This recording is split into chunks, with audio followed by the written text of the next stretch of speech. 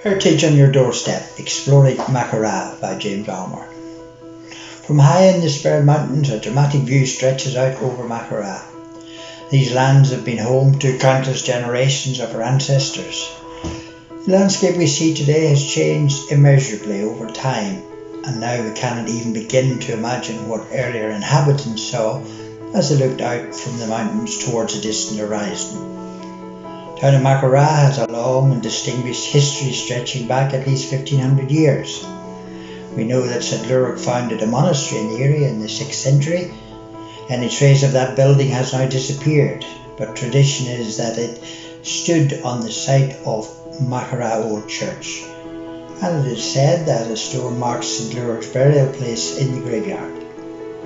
The remains of the church we see today date back to the 17th and 18th centuries. Beside the church is a walled garden in the grounds of the old Church of Ireland rectory. The rectory and garden were built on the land once known as the Vesper Field. The garden has recently been restored to its former glory thanks to Mid-Ulster District Council and the parish of St. Lurach. Outside the town is the mysterious old Mullock graveyard and church, about which very little is known, its story and origins lost in the mists of time. Here we see the dramatic shape of Lady Fort, a homestead protected by 3 defensive ditches. It dates back to medieval times and perhaps even earlier than that. Duquesne Sweat House is a wonderfully preserved example of an early Irish sauna. Sweat houses like this were used to treat all sorts of illness and ailments right up until the 19th century.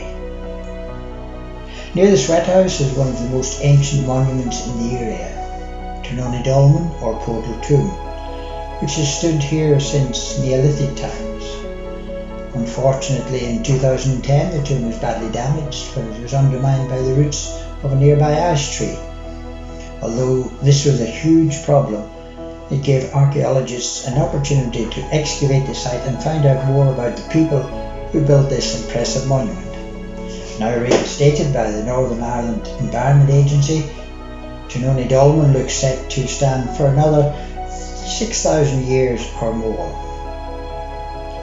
Not far away are 2 other Neolithic sites, Knock'n'Eel and Tamnarankin Court tombs, or as they are known locally, Giants' Graves.